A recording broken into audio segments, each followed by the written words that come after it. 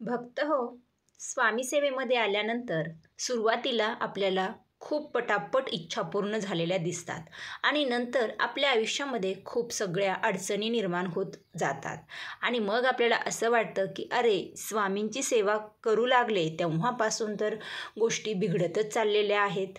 जेव्हा सुरुवातीला थोडा अनुभव येतो तेव्हा असं वाटतं की हो स्वामी आहेत आणि नंतर मग आपल्याला एक क्षण असं वाटत असतं की नाही, आपल्याला आता अडचणी वाढत चाललेल्या आहेत आणि कधीकधी तर मग काही भक्त स्वामींची सेवा देखील सोडून देतात. पण स्वामी सेवेत आपण येत नसतो, साक्षात महाराज आपल्याला स्वामी सेवेत आणत असतात, हा मार्ग दाखवत असतात. आज बघा, खूप सगळे सेवेकरी स्वामी सेवेत वाढलेले आहेत. 1 वर्षापूर्वी ज्या लोकांना स्वामी सेवेबद्दल काहीच माहिती नव्हतं ते सुद्धा लोक या वर्षात सेवा करू लागलेले आहेत. म्हणजे नव्याने जास्तीत जास्त स्वामींचे सेवेकरी होत चाललेले आहेत. आणि स्वामी सेवेमध्ये ज्या काही सेवा असतात, पारायण गुरुचरित्र असेल, नवनाथ भक्तिसार असेल, श्री स्वामीचरित्र सारामृत असेल किंवा दुर्गा सप्तशती, हे सगळे जे काही ग्रंथ आहेत याचे मनोभावे तुम्ही पारायण केले ना तर तुमच्या आयुष्यातील खूप सगळे दुःख संकटे निघून जातात आणि एक तुम्हाला चांगला मार्ग मिळतो. तर तुम्ही स्वामी सेवा करत असाल तर एखादी मनामध्ये तीव्र इच्छा महाराजांच्या सेवेबद्दल ठेवायची आणि ती पूर्ण करून दाखवायची, ही तयारीसुद्धा तुमची असते. अवधूत चिंतन श्री गुरुदेव दत्त श्री सद्गुरू स्वामी समर्थ. तर सर्व भक्तांचे स्वामी परिवारात खूप खूप मनापासून स्वागत आहे. सर्वांच्या मनातील सर्व चांगल्या इच्छा स्वामी आईने लवकर पूर्ण कराव्या हीच माऊलींचरणी प्रार्थना करते. तर भक्त हो, 2024मध्ये नवीन वर्ष सुरू झालं आणि मनामध्ये एक संकल्प केला की या वर्षामध्ये मी गाणगापूर या ठिकाणी जाऊन गुरुचरित्राचं पारायण करणार. पण एकटीने जाऊन शक्य होत नाही, कारण फॅमिलीसोबत मी मागच्या वर्षी आत्ता म्हणजे दिवाळीमध्ये गेले होते देवदर्शनाला. पण फॅमिलीसोबत गेल्यानंतर आपलं शक्य होत नाही, कारण हे 1 दिवसीय पारायण श्री स्वामी समर्थ केंद्र जे गाणगापूरला आहे तिथे होत असतं आणि मग त्यावेळी जाणं झालं नाही. आणि नंतर मग आपण म्हणजे महिलांचा ग्रुप करूनच आपल्याला जावं लागतं. तर केंद्रामधून सुद्धा आमच्या कोणीच गेलं नाही, कारण आम्ही खूप प्रयत्न करायचो की आपल्याला जायचं आहे, पण एवढ्या महिला तयार होत नव्हत्या. बघा कसं असतं ना, जेव्हा महाराज मनाव घेतात काही गोष्टी आणि महाराज जेव्हा निवडतात तो दिवस, त्याच दिवशी त्या सगळ्या गोष्टी होत असतात. तर मी तुम्हाला आज खूप सुंदर असा माझा या माघ पौर्णिमेचा अनुभव शेअर करणार आहे. आपले व्हिडिओ ह्या 4-5 दिवसात आले नाहीत, त्याचं कारण मंगळवारी आम्ही अक्कलकोटसाठी निघालो. तर तुम्ही बघू शकता आता प्रवास सुरू झालेला आहे. केंद्रामधून आमच्या 2 क्रुझर होत्या, म्हणजे आम्ही 24 लेडीज होतो आणि मग आम्ही 2 क्रुझर केल्या. तर अक्कलकोटला जाण्यासाठी आम्ही मंगळवारी सकाळी 11 वाजता निघालो आणि आम्हाला तुळजापूर करून अक्कलकोटला जायचं होतं, पण खूप उशीर झाला. तुळजापूरला सुद्धा मंगळवारची खूप गर्दी असते आणि मग पुढे गाणगापूरला उशीर होईल, म्हणून मग आम्ही तुळजापूरचं कॅन्सल केलं. आणि जातानाच आम्हाला वाटेत मैत्रिणीच्या माहेरी म्हणजेच त्यांची आई चुलती आणि एक त्यांच्याच शेजारी ताई होत्या, त्यासुद्धा येणार होत्या. तर मग अशा ह्या तिघींना घेऊन जाण्यासाठी आम्ही मैत्रिणीच्या माहेरी आलो. तर हेच माझ्या मैत्रिणीचं माहेरघर आहे आणि त्यांचे आईवडील वाट पाहतच होते. तर त्यांच्या आईने छान असा आमच्यासाठी चहा बनवलेला होता. आणि तुम्हाला इथे दिसत असेल पॅरेट कलरची जी साडी आहे समोर गेलेली आहे ती माझी मैत्रीण आहे कोमल आणि तिच्या ह्या आई आहेत. आणि प्रवासामध्ये आम्हाला यांच्या आईचा मला स्वभाव खूप आवडला, कारण प्रत्यक्ष जेव्हा आपण एखाद्या व्यक्तीला भेटतो तेव्हा ते कसे असेल किंवा म्हणजे त्यांचा स्वभाव कसा असेल हे माहीत नसतं. पण जेव्हा त्यांच्यासोबत 2 दिवसाचा प्रवास केला, त्यांचं हसणं बोलणं प्रत्येक गोष्टीत मिक्स होणं, यामध्ये मला एक कुठेतरी आपसुक माझीच आई दिसायची आणि खूप छान वाटलं मला. दुसऱ्या वेळी जेव्हा आपण भेटू ना तेव्हा तर मी खरंच खूप मनमोकळेपणाने त्यांच्याशी बोलू शकेल, कारण पहिल्या भेटीतच आमची खूप छान अशी ओळख झाली. कारण प्रत्येकाची आई ही सारखीच असते, पण बघा एखादी व्यक्ती खूप बोलते, एखादी व्यक्ती जरा गब्बशी असते, तर तशा ह्या नव्हत्या. त्यांच्या म्हणजे मैत्रिणीची काकूसुद्धा आहे आणि त्यांच्या मॅडम ज्या सुपरवायझर होत्या त्यासुद्धा होत्या. तर मग आम्ही तिथून त्यांना घेतलं, चहा घेतला, काकूच्या घरी त्यांच्या म्हणजे उसाचा रस पिलो. नंतर आम्ही अक्कलकोटला 5 वाजता आलो. मध्येच एक ठिकाणी आम्ही जेवण केलं. अक्कलकोटला आल्यानंतर स्वामी महाराजांचं कधी मी दर्शन घेईन असं मला झालं होतं. बघा तुम्ही म्हणाल हे काय सांगते, पण पुढे पुढे तुम्ही पहा व्हिडिओमध्ये खूप सुंदर अशी माहिती आहे, अंगावर काटा येईल अशी माहिती आहे. तर आम्ही अक्कलकोटला दर्शनाला गेलो. खूप काही गर्दी नव्हती, म्हणजे रांग वगैरे नव्हती. तर उतरल्याबरोबर तिथे पण एकदा चहा घेतला, कारण मी जेव्हा अक्कलकोटला जाते ना, तर तिथलचा चहा खूप आवडतो. आणि मग चहा घेतला. आम्ही नंबरला लागलो. बऱ्याचशा जणी जाताना स्वामींची मूर्ती पाहत होत्या, तर 2-3 जणींनी मूर्ती घेतल्या. म्हणजेच मूर्ती आधी घ्यायची, नंतर आपण बारीला लागतो. आणि दर्शनाला गेल्यानंतर जे पुजारी काका असतात ना, ते पुजारी दादा, ते स्वामींची मूर्ती त्यांच्याजवळ देऊन स्वामींच्या चरणांशी लावून देतात. म्हणजे स्वामींच्या चरणांशी लावून तुम्ही आशीर्वाद घेऊन मूर्ती घ्यायची. जरी तुम्ही नंतर मूर्ती खरेदी केली दर्शनानंतर, तरीसुद्धा तुम्ही नंतर जा आणि स्वामींचा आशीर्वाद घेऊनच ती मूर्ती घेऊन या. तर माझ्या 2-3 मैत्रिणींनी खूप सुंदर, एक जणीने पितळेची खूप छान अशी मूर्ती घेतली आणि दुसऱ्या दोघींनी ज्या काही आपल्या संगमरवरी असतात तशा घेतल्या. स्वामींचा आशीर्वाद घेऊनच त्या मूर्त्या आणल्या. तर तुम्हाला एक सांगते, मी याआधीसुद्धा ज्यांनी माझा अक्कलकोट दर्शनाचा व्हिडिओ पाहिला असेल, तर त्यामध्ये सुद्धा मी माझा अनुभव सांगितला. त्यावेळी मला असं वाटलं की मी खूप दिवसांनी गेले होते म्हणून मला हे असं झालं असन. पण यावेळी काय झालं की आत्ता 2 महिन्यापूर्वी जाऊन आले. खूप हसत मज्जा मस्तीत आम्ही छान असं दर्शनाला गेलो आणि स्वामी महाराजांच्या गाभाऱ्याच्या आतमध्ये मी पाय टाकला. पाय टाकताच माझ्या एकदम असं काळजामध्ये घट्ट असं कुणीतरी मला जवळ धरलेलं आहे. खूप असं, म्हणजे कवळ नाही का घालत, मिठी घालतो आपण, अगदी त्या पद्धतीने मला मिठी मारून असं पकडलेलं आहे घट्ट. आणि एकदम माझ्या असं हृदयामधून उष्ण वाफा निघल्यासारख्या झाल्या. खूप शरीर असं थरथरू लागलं आणि एकाएकीच एवढं घळाघळ रडायला येऊ लागलं. आणि जे काही इतर जे भक्त होते, खूप गर्दी होती, तर शेजारी जे लोक होते माझ्या, तर ते माझ्याकडे पाहू लागले आणि मी माझं रडणं आपसुकच म्हणजे लपू लागले. डोळे हळूच पुसायचे खाली वाकून, तरी पण माझ्या डोळ्याचं पाणी थांबत नव्हतं. असं वाटत होतं की मोठ्याने आवाज द्यावा आणि म्हणावं की स्वामी आई. आणि खरंच तुम्हाला हे सांगताना सुद्धा मला आत्ता रडायला येते. का असं होतंय मला नाही माहिती. मला तर हेच वाटतंय की स्वामी खरंच मला खूप जवळ घेत आहेत. असं सगळ्यांना घ्यावं, सगळ्यांवर महाराजांनी कृपा करावी. हाच तो क्षण. आणि मी इथे व्हिडिओ अगदी छोटासा घेतला आणि नंतर मग जे काही पुजारी काका असतात ना, ते ओरडत होते की मोबाईल बंद ठेवा. त्यांचंही बरोबर आहे. आणि मग मी मोबाईल म्हणजे शूट करण्याचा प्रयत्नच नाही केला. इथे सुद्धा बघा, मी अगदी छोटीशीच क्लिप घेतली, कारण माझं रडणंच थांबत नव्हतं. आमच्या ग्रुपमधील सगळ्या लेडीजनी फोटो वगैरे काढले या ठिकाणी, पण मी कसला फोटो वगैरे काढू शकले नाही. मी एक साईडला एका खांबाच्या तिथे जाऊन बसले आणि माझं रडणंच आवरत नव्हतं. स्वामींशी मी काय बोलत होते मलाच नाही कळलं. स्वामी महाराज मला अगदी जवळ घेतलं होतं त्यांनी. खरंच हा भास मला तिथे झाला. आणि नंतर मी जेव्हा थोडंसं स्वतःला सावरायचे, त्यावेळी अगदी छोटा असा व्हिडिओ घेतलेला आहे. यावेळी ठरवलं होतं की खूप सुंदर असा इथालचा प्रत्येक क्षण मी व्हिडिओमध्ये म्हणजे तुमच्याशी शेअर करण्यासाठी शूट करेल, पण असं नाही झालं.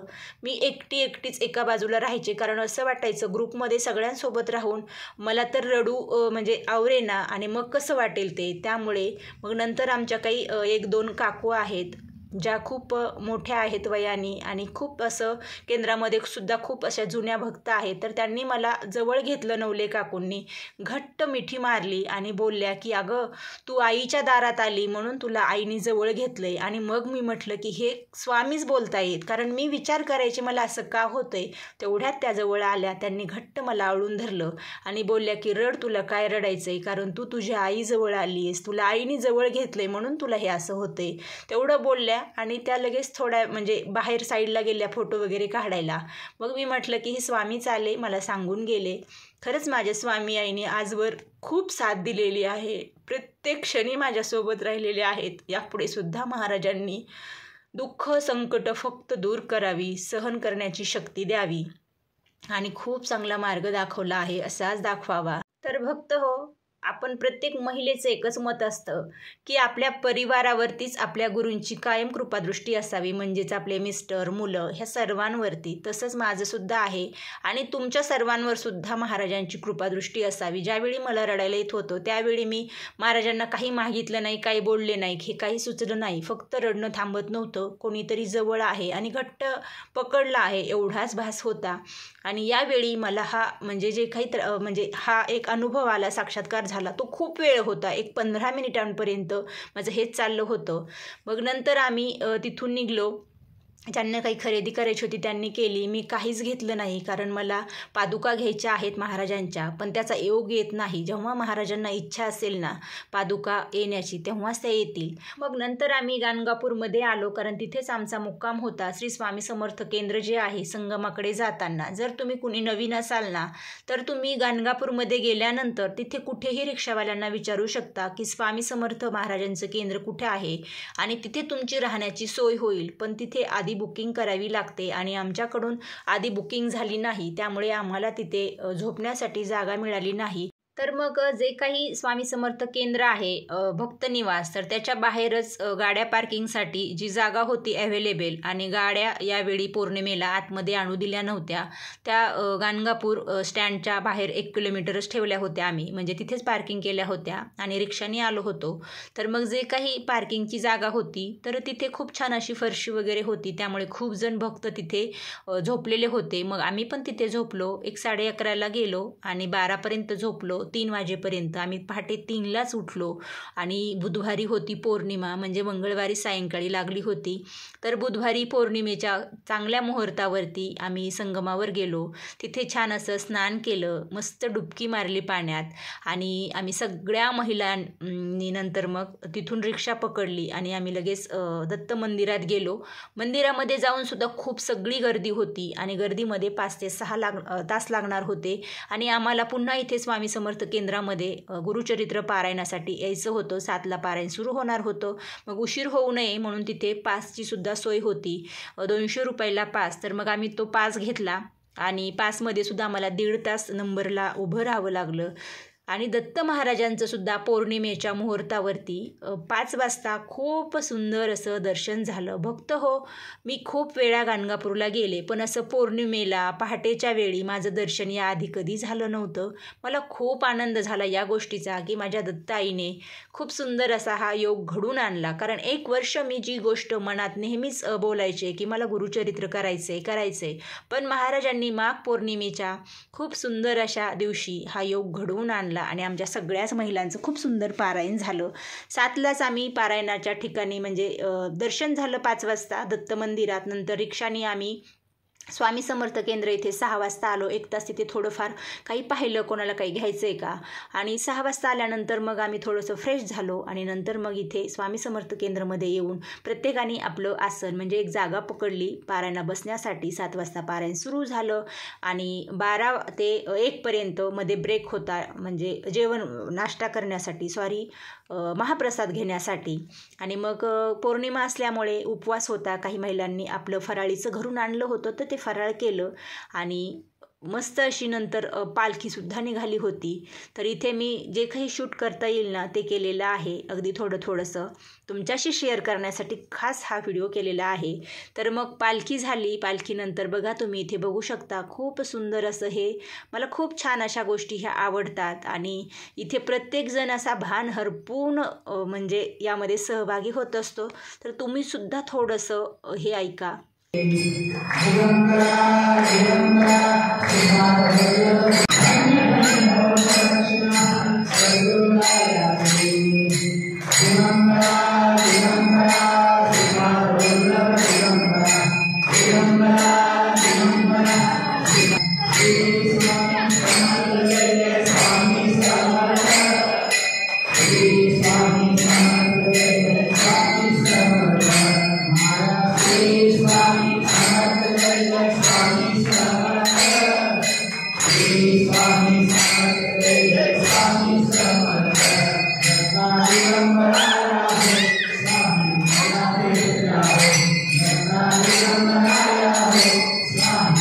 तर 1 दिवसीय गुरुचरित्र पारायण हे आमचं बुधवारी पौर्णिमेच्या खूप चांगल्या शुभ मुहूर्तावरती झालं, म्हणजे 4-4:30ला संपलं.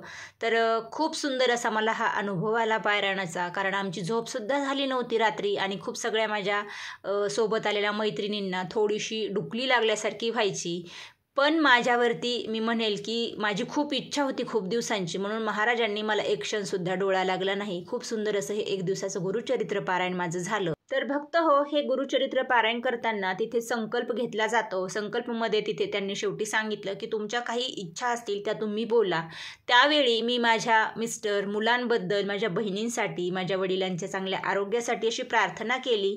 आणि मग नंतर मी जे व्हिडिओ शेअर करते, जे भक्त व्हिडिओ पाहतात, सेवा करतात महाराज, त्यांच्या मनातील इच्छा पूर्ण करा. आणि खूप सगळ्या कमेंट्स असतात संतती प्राप्तीच्या, पुत्रप्राप्तीच्या, मुलगी होण्यासाठी, नोकरीसाठी, विवाहासाठी आणि बऱ्याचशा घरांमध्ये वेगवेगळ्या अडचणी आहेत. तर तशा कमेंट्स लक्षात घेऊनच महाराजांना प्रार्थना केली की सगळ्या माझ्या या स्वामी भक्त ताई दादांना चांगले अनुभव येऊ द्या महाराज. प्रत्येकाकडून असं गुरुचरित्र एकदा तरी गाणगापूरला करून घ्या. प्रत्येकाच्या आयुष्यात असा एक चांगला योग आणा. खूप सुंदर भक्त हो, मी तुमच्या सगळ्यांसाठी सुद्धा संकल्प केला. असं वाटलं ना की आपण व्हिडिओ शेअर करतोय तर मला कुठल्या व्ह्यूज वाढवायच्या किंवा सबस्क्रायबर वाढवायचे आणि माझं चॅनल खूप ग्रो करून मला खूप पैसा मिळवायचा, असा माझा कुठलाच हेतू नाही आहे. प्रामाणिक प्रांजळ मताने सांगते, कारण आयुष्यामध्ये खूप सगळी संकटे, दुःख पाहिलेली आहेत. आणि म्हणून असं वाटतं की आपण यूट्यूबची सुरुवात केली, काही व्हिडिओ शेअर केले, खूप जणांनी सेवा केल्या आणि अनुभव आले, तुमच्या कमेंट्स येऊ लागल्या, म्हणूनच मग मी पुढे व्हिडिओ शेअर करत राहिले. आज देखील बघा खूप सगळे चॅनल आहेत ग्रो झालेले जिथे डेली व्हिडिओ शेअर केला जातो आणि त्या ताईंना छान पेमेंटसुद्धा मिळत असेल. मलासुद्धा पेमेंट छान असं मिळेल कंटिन्यू व्हिडिओ शेअर केले तर. पण काय होतं की कधी स्वामींच्या सेवा असतात आणि सेवा, घरची सगळी कामे करून मी जसा वेळ मिळेल किंवा जसे काही शुभ मुहूर्त असतील, जसे प्रसंग असतील तसे व्हिडिओ शेअर करते. मला तर खूप आवडतं दररोज तुमच्यासोबत एक व्हिडिओ शेअर करावा. पण बघा कसं होतं ना की मी सगळ्यात महत्त्वाचं म्हणजे माझ्या ज्या सेवा असतात घरी, त्या सगळ्या सेवेंना खूप महत्त्व देते आणि तुमच्या कमेंटनुसार मी व्हिडिओ शेअर करण्याचा नक्की प्रयत्न करते. यापुढे माझा प्रयत्न राहील. मी बऱ्याचदा म्हटलेलं आहे की रोज टाकेल व्हिडिओ, पण असं होतच नाही आहे. स्वामींनी कदाचित असं करून घ्यावं, रोज तुम्हाला छान छान सेवा शेअर कराव्या. तर भक्त हो, हे गुरुचरित्र पारायण केलं ना खूप छान अनुभव आलेला आहे. नंतर मला घरी आलो आम्ही बुधवारी रात्री, म्हणजे गुरुवारी पहाटे आलो 4 वाजता. 2-3 तासच झोपलो. नंतर मुलांचं स्कूलचं आवरून दिलं आणि गुरुवारी होती गुरुप्रतिपदा. गुरुप्रतिपदेच्या खूप सुंदर सेवा, उपाय होत्या आणि खरंच व्हिडिओ शेअर नाही केले मी तुमच्याशी, मला माफ करा. तरी मी तुम्हाला व्हिडिओ शेअर करू शकले नाही. काही उपाय होते तर मी स्वतः, मला खूप त्या दिवशी थकवा आला होता, अगदी फिरल्यासारखं व्हायचं, झोप झाली नव्हती म्हणून. तरी मी आपलं जे दत्त मंदिर आहे, मी जिथे राहते, तर त्या दत्त मंदिरामध्ये गुरुप्रतिपदेचा उत्सव असतो. श्री नृसिंह सरस्वती महाराजांनी या दिवशी शैल्यगमन केलं होतं. म्हणजे त्यांनी त्यांच्या ज्या काही पादुका आहेत त्या गाणगापूरला ठेवलेल्या होत्या आणि मग ते कर्दळी वनात गेलेले होते. आणि माझासुद्धा योग असा आला पारायणाचा की गुरुप्रतिपदेच्या आदल्याच दिवशी हे पारायण झालं. म्हणजे माझा म्हणजे सगळ्या इथं जे काही भक्त आहेत या सर्वांचाच. आणि दुसऱ्या दिवशी गुरुप्रतिपदा. मला खूप इच्छा होती की त्या दिवशी तिथे थांबावं, पण सगळ्यांचं पॉसिबल नव्हतं आणि मग मी एकटी कशी राहणार. पण महाराजांना जे करून घ्यायचं आहे ते करून घेतात.